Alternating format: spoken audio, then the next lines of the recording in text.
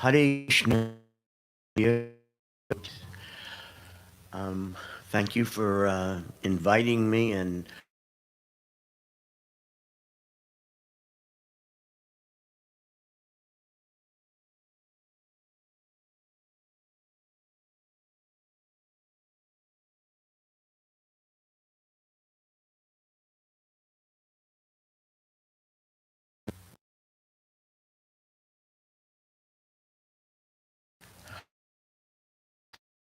said the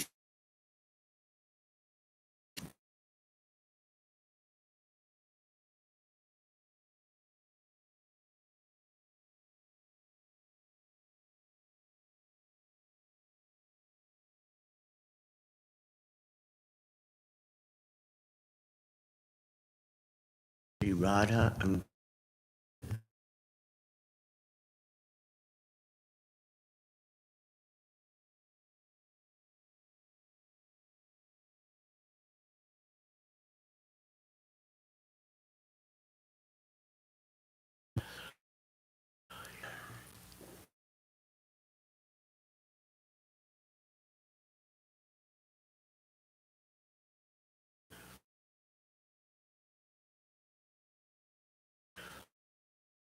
Sanskrit.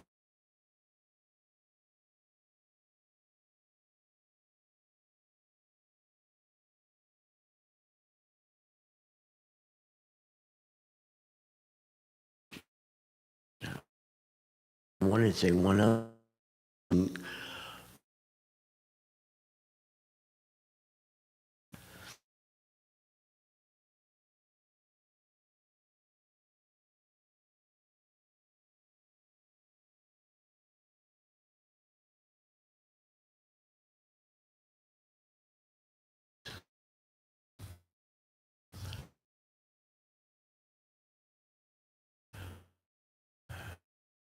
Before Prabhupada came,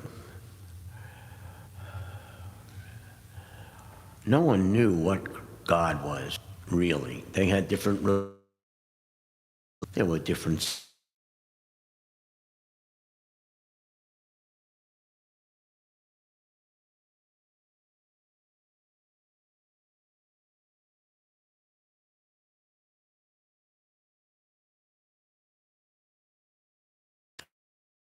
Prabhupada said,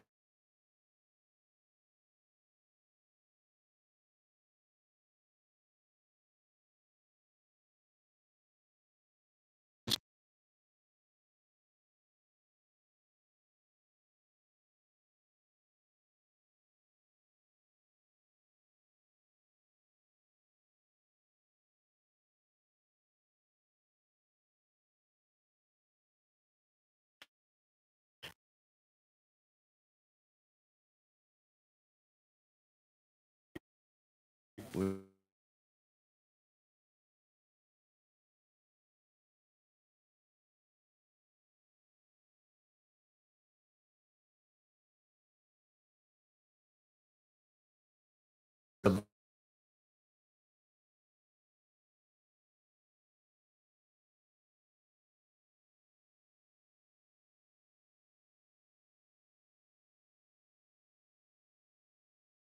very,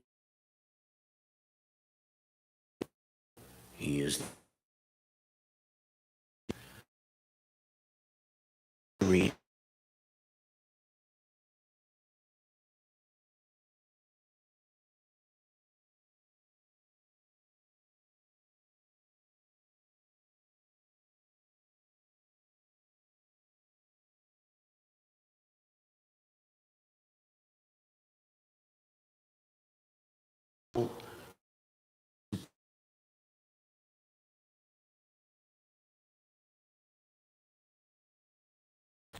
in whom everything exists, unlimited energies.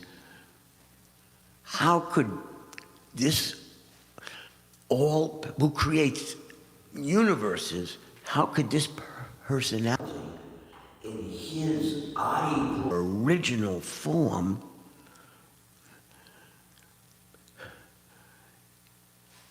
be a boy, appearing to be And every youthful boy, Govinda, we sing every day, Govinda, Adi Purusham. Govinda, you're the original person, but you're Govinda. There's a painting right there. If you all turn around for a second, there's a painting of Govinda. Now try to imagine, when you look at that painting, that person is in everyone's heart. Every energy, both material and spiritual, are in him and expanding out of him. And that's his original form. This is so astonishing. This is what Srila Prabhupada brought to our world. So we're just in awe and so appreciative. We had no idea that God could be a person like that God could have friends and play, or to speak of girlfriends and play. This is inconceivable to everyone's conception of God. Prabhupada changed the whole world's conception by introducing Krishna conception. Now, how is it possible? Others in India from different sampradayas knew something of this, but how is it possible that Prabhupada could actually spread this all over the world when others could not? There's a simple explanation.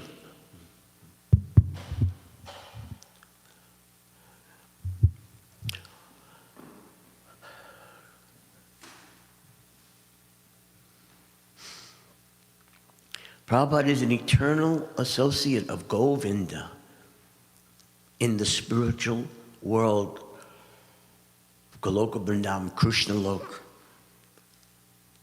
He is not like any other guru or sadhu or Brahmin. He actually came into this universe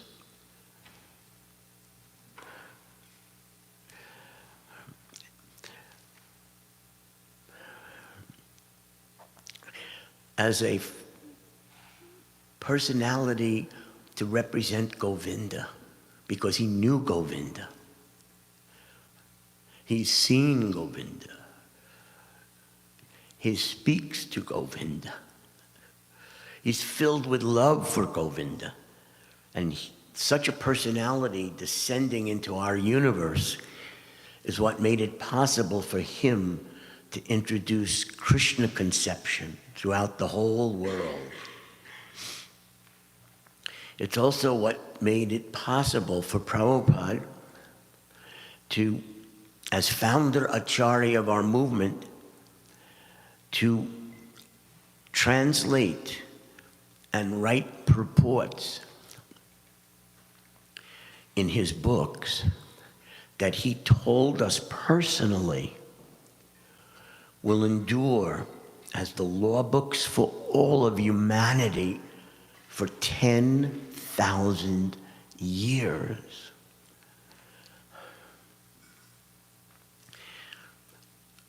Frankly, 10,000 years is beyond our, Prabhupada once called it, puny brain to conceptualize. We have no idea what 10,000 years is. We can barely consider what 1,000 years is. Just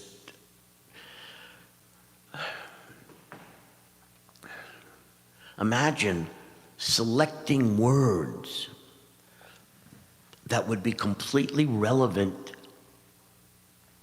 in every time when he first wrote it, 100 years later, 1,000 years later, 9,999 years later. Who can select words that will still have great relevance in such a future?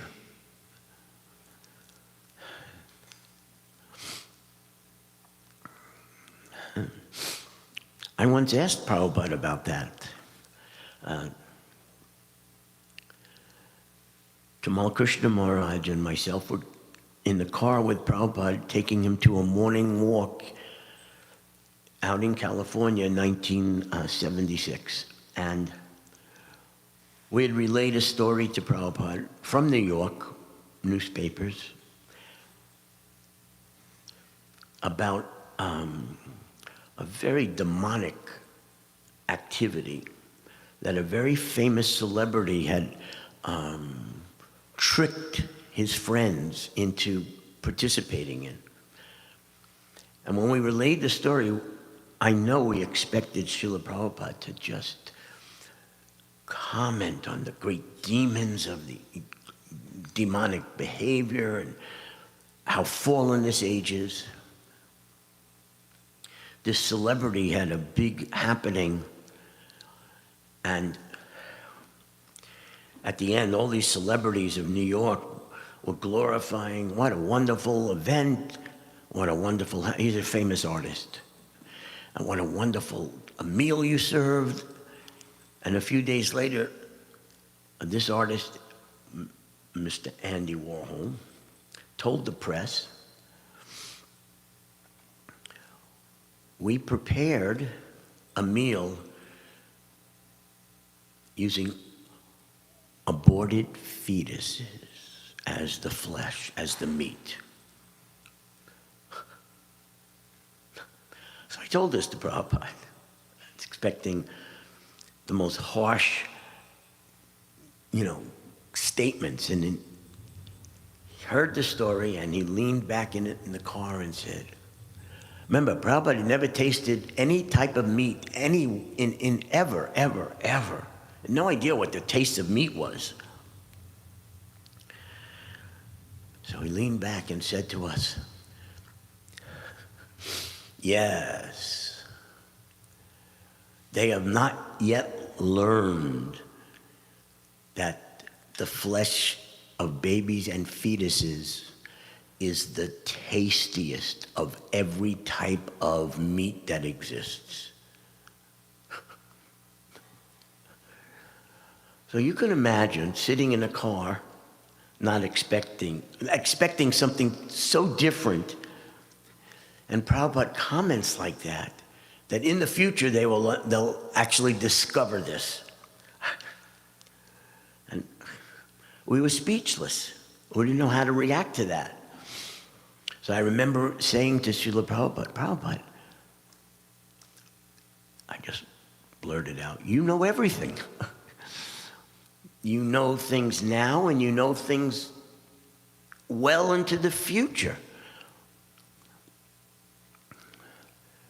And then I added, and I see that in your writing of your books, you're writing perfectly for now, and well into the future. Your books are timeless. And Srila Prabhupada said to us, yes. He had a way of saying yes. And then he said, that is why I very carefully select each and every word. And then he told Tamal Krishna Maharaj and myself, so that my books will be the law books for humanity for 10,000 years. He told us that right in the car at that time. So I've often thought about that conversation. So astonishing.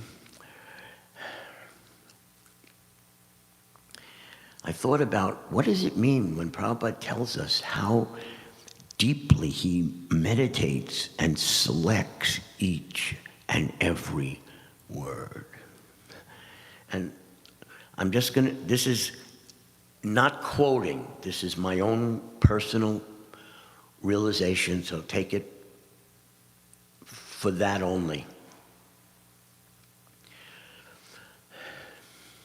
We've seen the videos where Prabhupada is translating, dictating his books, translating and writing purports through a dictaphone.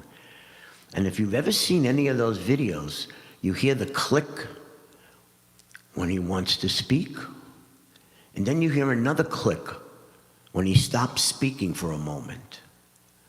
Then another click, he turns it back on and resumes speaking.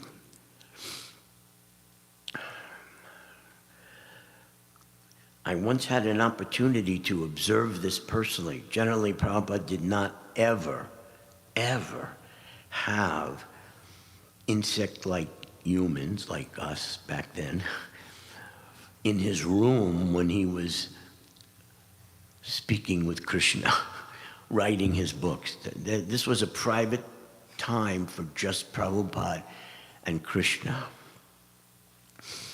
But during the very cold winter of January 1977, Srila Prabhupada and maybe 100 devotees traveled to Allahabad and attended a Maha Kumbh Mela. Happens once every 144 years. The whole government of India was there, and there were tens of millions of people.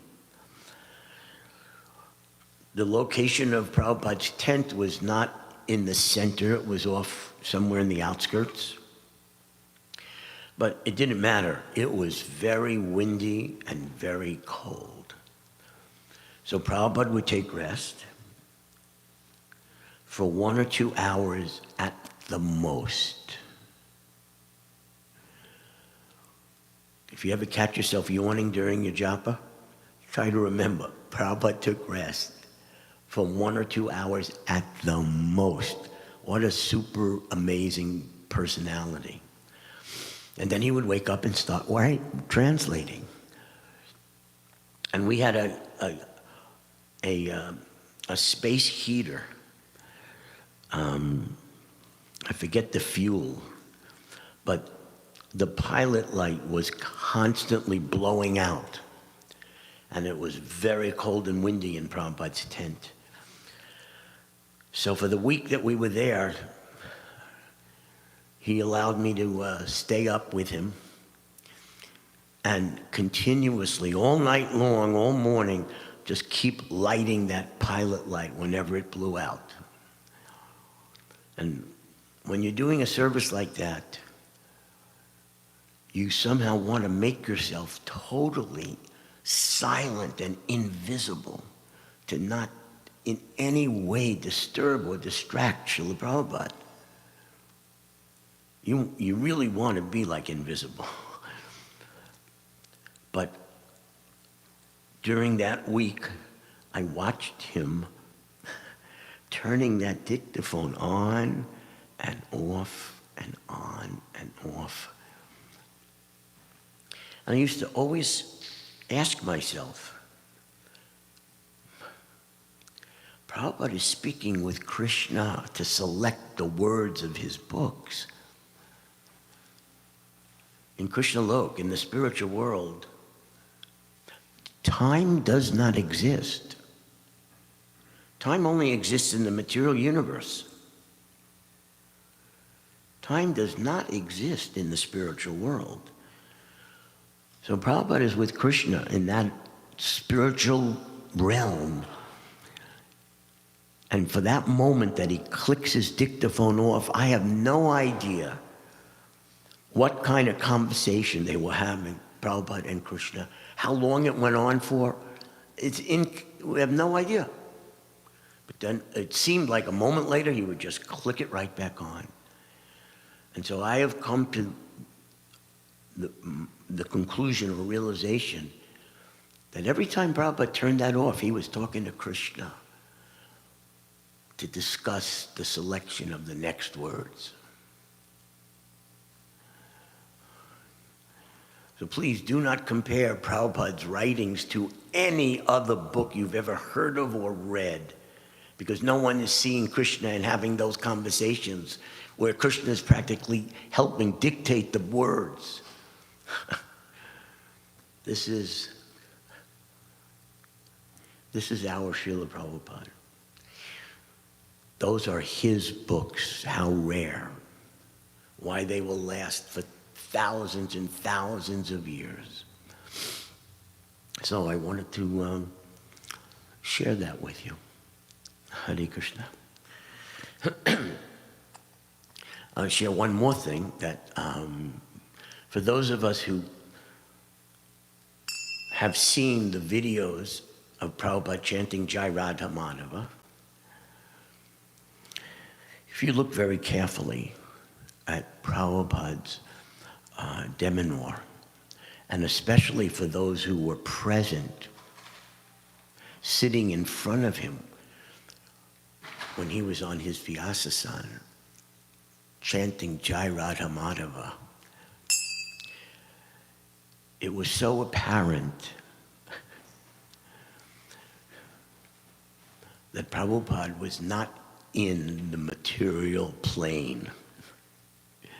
He was transported by this sound vibrations to exactly being with Krishna and Mother Yasoda and the coward boys and the Jamuna River and Radha and the gopis. He was transported there. You look carefully at Prabhupada's face when he's singing this Jai Radha Madhava. And every now and then, it would seem like he's coming back into the material world, opening his lotus eyes and looking around at us. And then he closes his eyes and goes back to Krishna Lok. He's the greatest mystic. That's how I saw Prabhupada chanting when he was on the Vyasasana. I think any devotee who's ever been in that space would agree that Prabhupada was just not on the material plane when he chanted. So now we'll chant Jai Radha Madhava because Prabhupada instructed us to. And we're not pure devotees that go back and forth to the spiritual world, but by his order we chant, and we know that that vibration carries all the way through the heavenly planets, up through Brahma, through the coverings of the universe, through the Brahmajyoti, past the Vaikuntha worlds, right into Krishna Loka. That sound vibration, I'm trying to think of what to compare it to. A radio broadcast, the sound vibration ends up so many thousands of miles away. These transcendental sounds, billions and billions of miles away, they carry. It's why Prabhupada once said, when he first began teaching and first began kirtans in the temple, and at the end of the kirtan, such ecstasy he was in, and every now and then he would make a comment that was inconceivable to those devotees.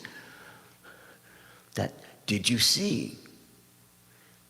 What, Prabhupada? Narada Muni came to hear this kirtan. He heard the sound vibrations and came all the way down to see the beginning of the Hare Krishna Maha Mantra spreading into the world, which is what Prabhupada brought.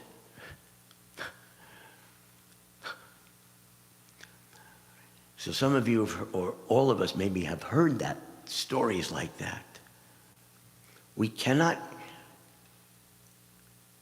materially estimate the potencies and the quality of this transcendental sound vibrations, but they travel beyond all matter and into the spiritual realm. So until we have that realization, we have faith that that's what's happening because Prabhupada told us. Hare Krishna. And you'll have to forgive this terrible chanting voice.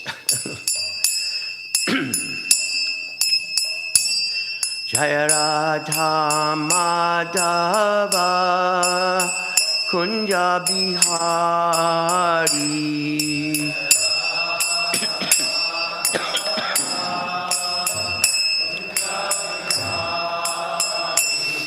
Jaya Radha Madhava Kunja Bihari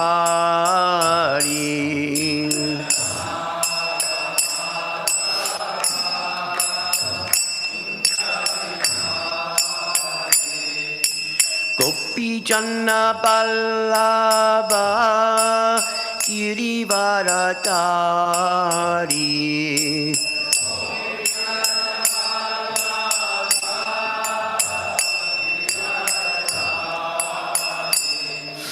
Gopi Janna Ballabha Girivaradari.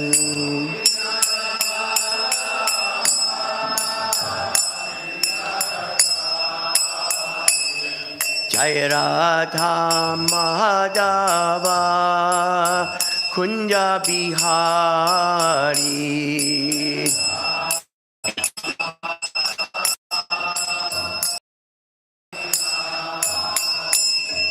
Jai Radha Madhava Kunja Bihari. Gopi Janna Ballabha Girivaradari.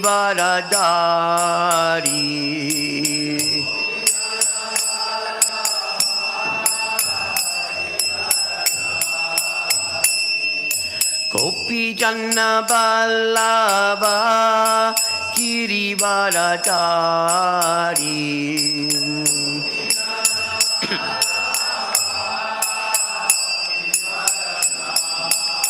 Yashodanandana Praja Janaranjana.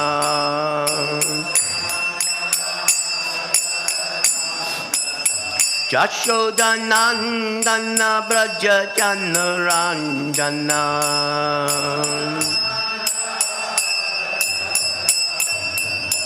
Jamuna Tira Vanachari.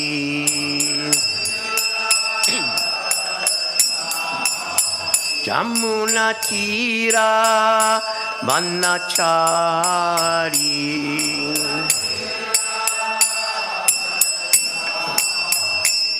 Jai Radha Madhava Kunja Bihari.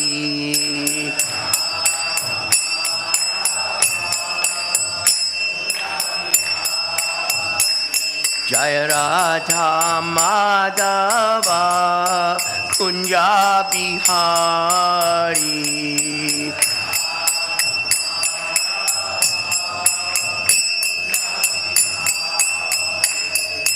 Gopi Janna Ballabha Girivaradari.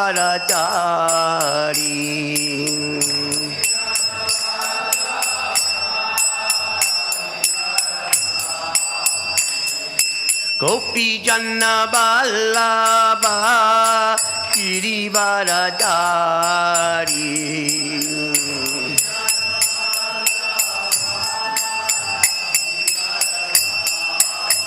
Yashodanandana Braja Janaranjana.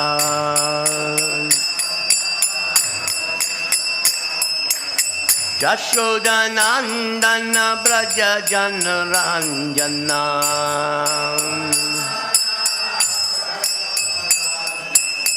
Jamuna Tira Vanachari.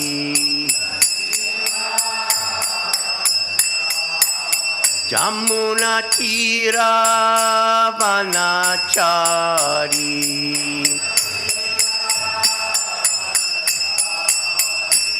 Jai Radha Madhava Kunja Bihari.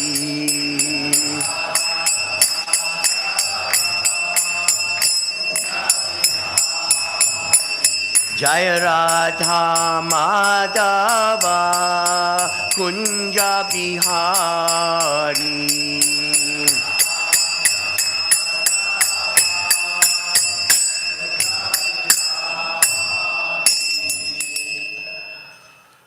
Srila Prabhupada ki jai.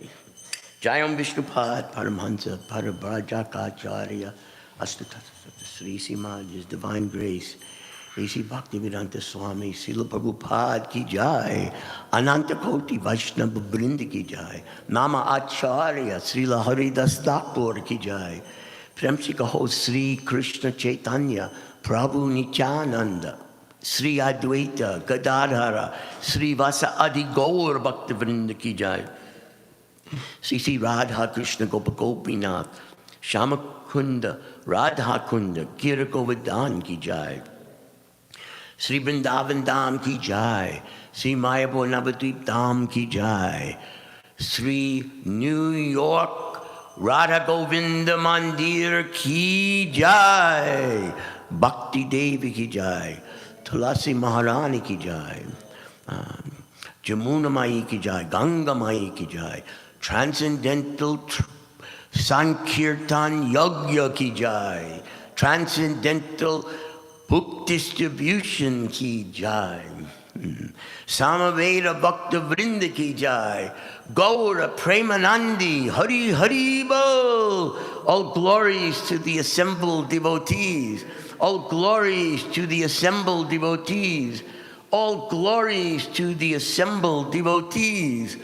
All glories to you, Srila Prabhupada. Thank you very much, Srila Prabhupada. Hare Krishna. Hare.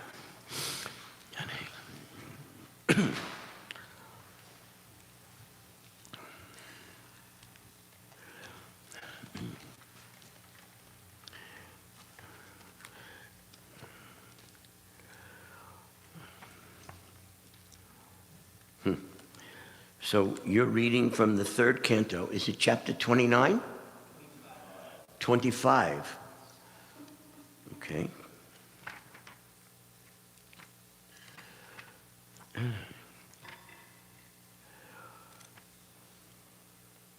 And what's the text number? 9.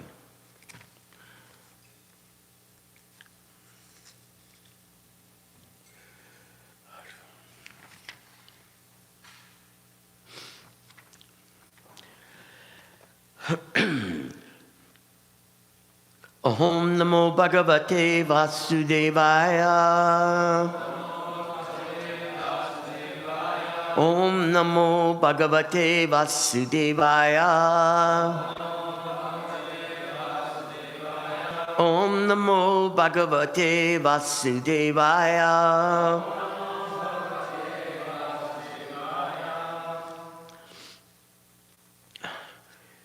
So I'm going to read the English to 2 verses just before text 9, and then we'll chant and read text 9.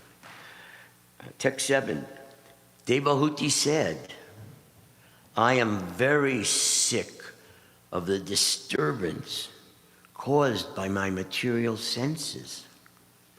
For because of this sense disturbance, my Lord, I have fallen into the abyss of ignorance. Text 8. Your Lordship is my only means of getting out of this darkest region of ignorance, because you are my transcendental eye, which by your mercy only I have attained after many, many births. And now today's text 9. We'll say the Sanskrit one word at a time. Yaha Adya Bhagavan Pumsham Ishvara Vai Bhavan Kila Lokasya Tamasa Andasya Chakshu Shurya Iva Udita Ya Adyo Bhagavan Pumsam Ishvaro Vai Bhavan Kila Lokasya Tamasandasya Chakshu Surya Ivoditaha Ya Adyo Bhagavan Pumsam Ishvaro Vai Bhavan Kila Lokasya Tamasandasya Chakshu Surya Ivoditaha.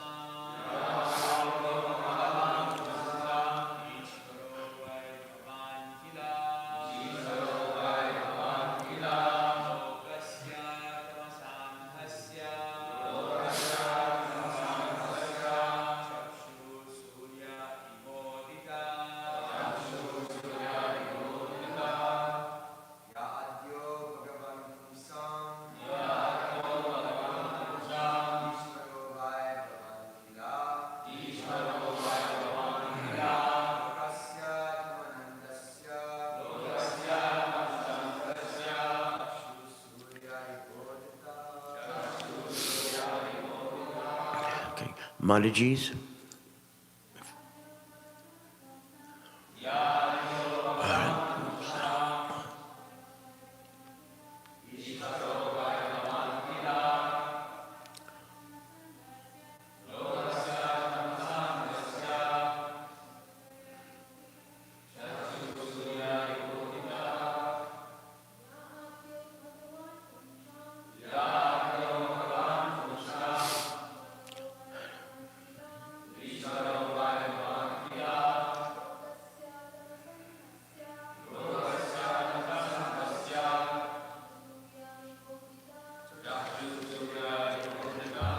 Okay, word meanings. Yah, he who. Adya, the origin. Bhagavan, the Supreme Personality of Godhead.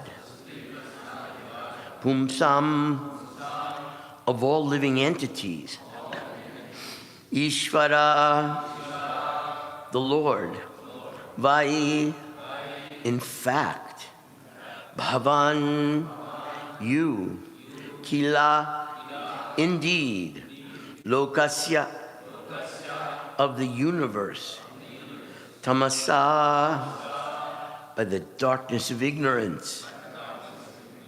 Andasya, blinded.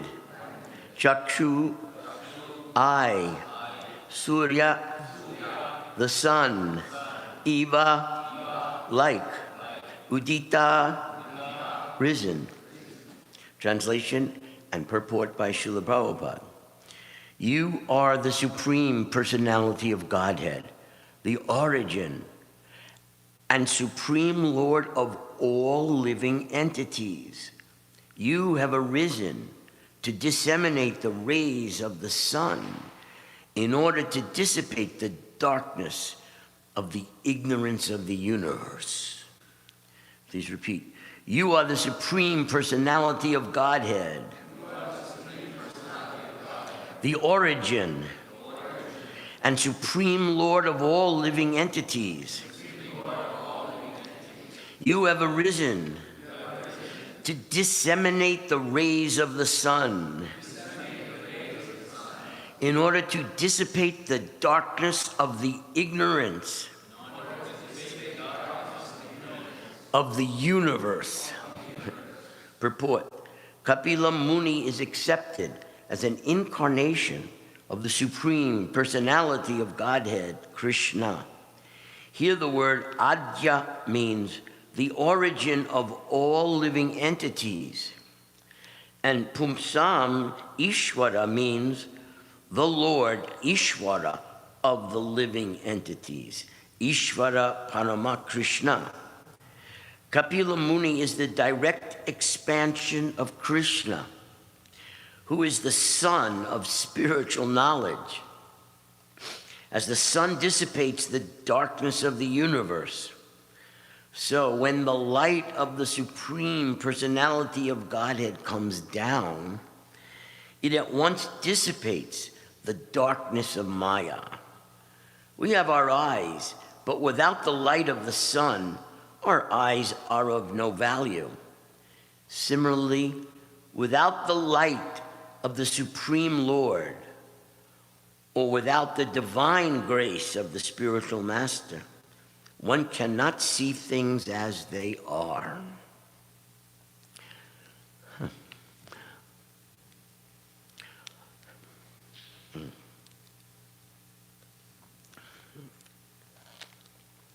Om Agyana Timirandasya Gyananjana Shalakaya Chakshus Militanjena Tasmai Sri Gurave Namaha.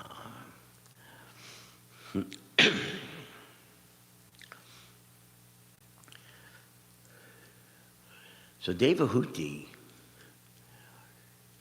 has a realization that her son, Lord Kapila, is the Supreme Personality of Godhead, a direct expansion of Krishna appearing in this material universe to disseminate light and dissipate darkness and ignorance.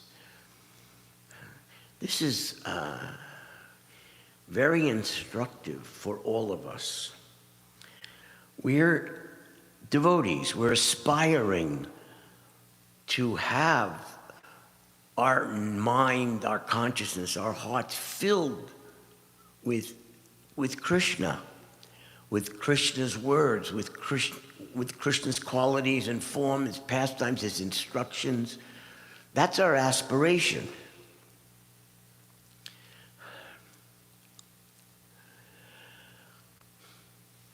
She is face to face with the expansion of Krishna, praying to him. Now, just imagine if any of us, at any point in the future, are standing face to face before Krishna, what will you ask for? What will you say? What will any of us say or do? Well, she knew what to pray for. And that is why it is instructive for us. We don't know what.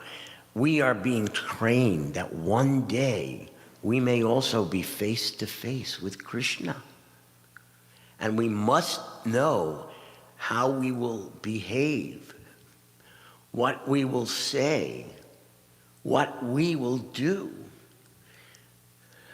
We must learn from Srila Prabhupada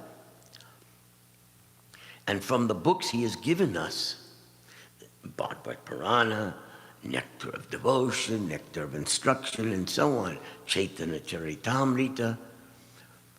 We can learn what it would be like to be standing before Krishna. In the Krishna books, which, by the way, is amazing. Prabhupada's mission was to bring the Śrimad Bhāgavatam into the English language in 60 volumes. That was his mission.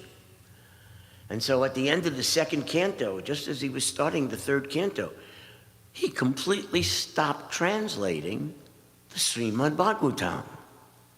And instead, he started narrating in a story-like form the Krishna books from the entire 10th canto, which, if Prabhupada had gone in the same way, Devanagari, words, synonyms, texts, purports, would have been, the 10th canto alone would have been at least 20, 25 volumes. He stopped and he summarized those 25 volumes in a story format, which he titled the Krishna books. And at the beginning of the Krishna books, we read about the demigods who approach Lord Brahma and follow him to the shore of the ocean of milk. And we study how the devas, led by Lord Brahma, pray to the Supreme Personality of Godhead. We have to take careful note when anyone in these literatures is praying to God or talking about praying to God, so that it becomes second nature to us eventually. We have to read it enough that we won't forget. Prabhupada once said, if you become a pure devotee in this life, your next birth will be in the universe that Krishna is personally appearing in at that moment. You'll be part of Krishna Leela as a final, I'm just thinking of the word, mundane word, rehearsal, a final rehearsal of being with Krishna and not being a disturbance, not having any selfishness, so that after that life, you can go directly to Goloka Vrindavan, Krishna Lok. So we take note of these prayers and what these amazing personalities are praying to Krishna for. So here Devahuti is praying for to be brought out of darkness, brought out of ignorance. And she expresses that this darkness, this ignorance, is a manifestation of the senses trying to enjoy the material energy. And if we have even one iota of such desire, and practically everyone has such desires, if not very prominent, it may be in a seed-like form, but they're there in the heart of every living entity. That desire to have the senses enjoy material nature is described as the conception, the false conception of I and mine. I am the senses, I am this body, and mine, anything my senses taste, anything I can acquire, that's mine. This is all related to Maya, darkness, ignorance, that we're trying to take this body as ourself, and we're trying to somehow imitate Krishna, the supreme enjoyer, by acting like we're the enjoyers, and that the material nature is here for our enjoyment. This is very subtle, because we don't walk around feeling, oh, I'm envious of God, I want to be God. It's not like something we would normally have in our mind or in our thoughts. But that's where the bodily concept of life arises from. Whether we realize it, the origin of our being in the material universe is actually a desire to be like Krishna, but separated from him, imitate him. We can't imagine such a thought, but that's what brings us into the material nature. Krishna is so kind to every living entity because he's the origin of each living entity. They're part of him. So if that's what they want, if they want to be separated, and if they want to enjoy as if they're God and the material nature is for their pleasure, amazingly, Krishna allows that. He creates universes and all the different modes of nature creating different forms of life. 8,400,000 different species of life with senses and mind and thoughts, just to give us a playground to try to imitate him. Now, Devahuti has come to the realization that this is not the purpose of human life. She is praying to this Kapila, this expansion of Krishna. Please free me from this delusion. Free me from this darkness, this ignorance. This is not the purpose of life.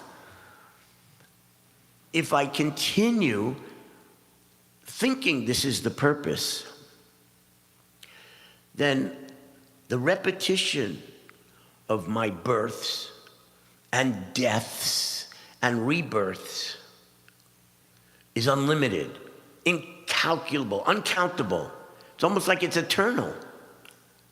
We'll never be free from taking birth and death if we persist in wanting our senses to enjoy the material nature. Now, it's not something that you can just renounce. This is Kali Yuga, and we do not have such strength. Maybe in such a yuga they could renounce the power of the senses, but we don't have such power. But we're hearing that if we don't free our senses from this lust to experience a material nature and this greed to taste and hold on to and acquire possessions made of material nature, if we don't free ourselves, our consciousness, from this lust and greed, we'll never get out of the material world. There are endless experiences in millions and millions of different species with different types of senses. And we keep rotating and trying to enjoy through the senses of whatever body we're put into. And it seems each time we enter a body, it's so fresh. I've never done this before. And so, how to really become freed in this age of Kali from this endless pattern, this endless lust and greed, this endless consciousness of I and mine. Srila Prabhupada writes in all of his texts and purports when it comes up that there is only one way, and it's not by being like a tortoise, you pull your senses in and you never experience anything sensual. You give up desire. The living entity cannot be desireless. By nature, the living entity has the same qualities as that of God because we're part of Him. Even though we're an infinitesimal part, God has desires, so we have desires. God has thoughts, so we have thoughts. God has senses, so we have senses. God is experiencing happiness and love and enjoyment, and we want to experience that. We're part of God. It's not abnormal that we have these urges, but through personalities, like when Krishna incarnates and expands comes into the universe to teach us that you'll never get out of this prison, you'll never get out of this universe, you'll never stop taking on one material body after another, entering one species after another, unless you can give all of this desire, this consciousness up. How to do that in this age of Kali? Krishna speaks it in Bhagavad Gita. Srila Rupa Goswami speaks it in the Bhakti Rasamrita Sindhu, the nectar of devotion, the nectar of instruction, and Prabhupada speaks it throughout his books. You can never become desireless, and you can never stop using your senses of your body. So then, use our senses each and every moment for doing something that pleases Krishna, not for doing something that pleases our conception of who we are. If we use our senses in the service of Krishna at every moment, they become purified. And the desire seeds that are in our heart will be burnt up for good. That's our process. Not to be inactive, but to be as active as possible. Not to give up our senses, but to use them as actively as we possibly can for Krishna's service. Much earlier in the Śrimad Bhāgavatam, Prabhupada writes, it's in the first canto, in the chapter where Dhritarashtra has finally been enlightened and is leaving home to go into the forests In those purports, Prabhupada writes that the ultimate way of practicing bhakti is to learn what it is that Krishna desires or that Krishna is interested in, and make Krishna's interest your interest, our interest. To have no interest other than Krishna's interest. That's the highest goal for a devotee. Prabhupada writes in his purports that when you have truly made Krishna's interest your own, it's like an electric current running through you. The switch is on, it never turns off, and this current of Krishna's interest is pervading you from the moment you wake up to the moment you take rest, and even in your sleep. Krishna's interest is like an electrical current once you adopt it and truly make it your own. Now, how can we do that? Well,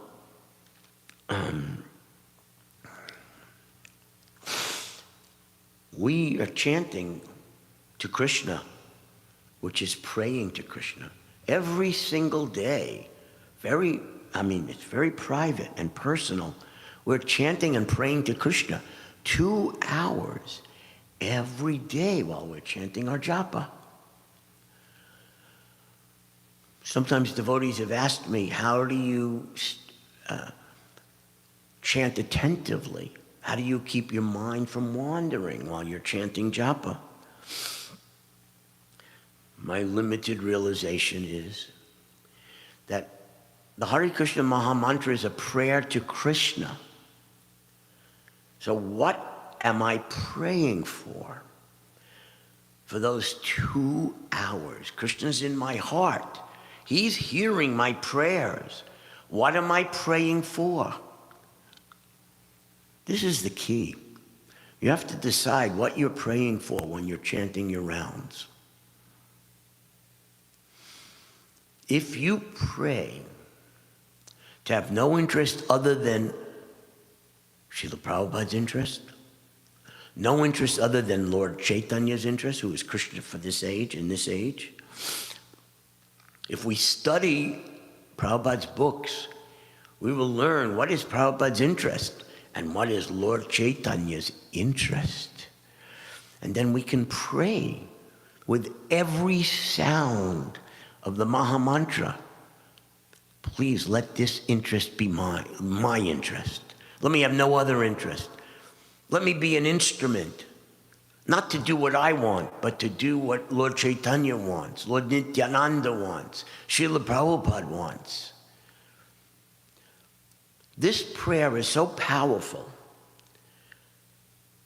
that if you really focus on this while you're chanting your japa, you'll have such attentive chanting.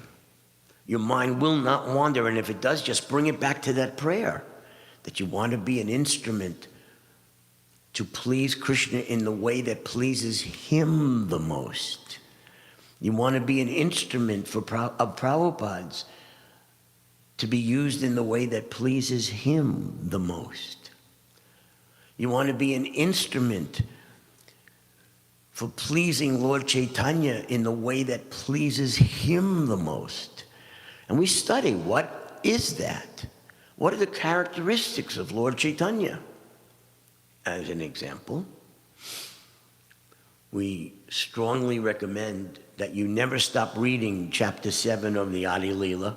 Don't ever stop reading it. And you'll understand that Sri Chaitanya Mahaprabhu and his associates of the Panchatattva, they came into the world carrying the storehouse of love of Godhead, and they plundered it and distributed it freely. Distributing it freely? at every moment, not considering what was a suitable time or not a suitable time, not considering what was a suitable place or not a suitable place, not considering who was a suitable person or candidate or not a suitable person or candidate. They made no distinctions. They made no such qualifications. Wherever they got the opportunity, endlessly they're distributing love of Krishna, knowledge of Krishna, not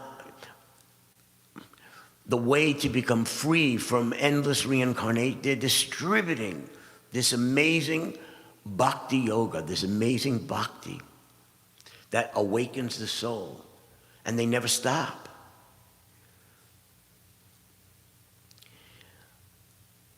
You may think it's not your personality, maybe it's not your nature to think like that, to feel such compassion like that,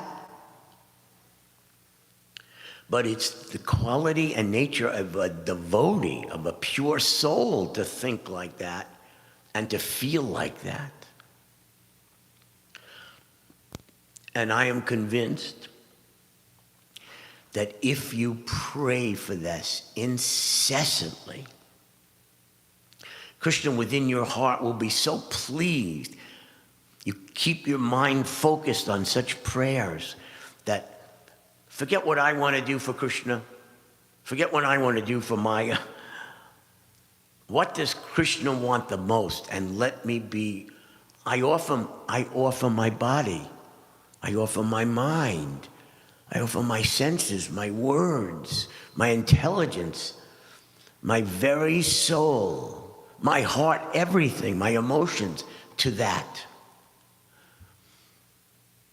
You can pray for such an amazing, Prabhupada called one samadhi. He said, when you're that absorbed in giving out Krishna consciousness to others, he said, this is real samadhi. He wrote me that in a letter.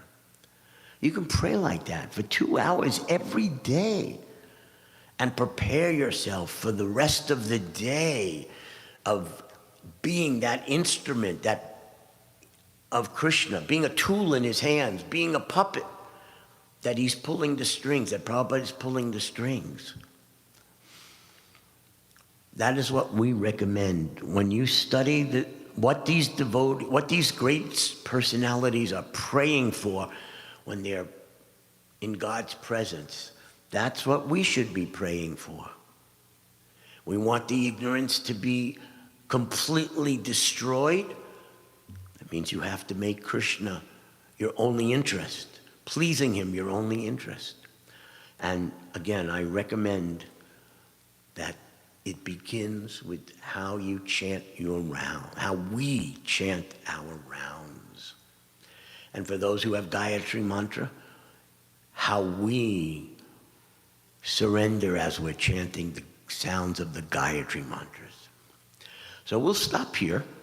This is the most amazing chapter because you're going to start hearing Lord Kapila Dev's instructions soon. Does anyone have any questions or comments or thoughts?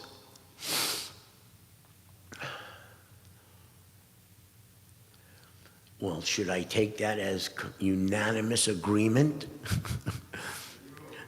that we're going to chant our rounds like that, or try at least? Thank you. Hare Krishna. Srila Prabhupada ki jai.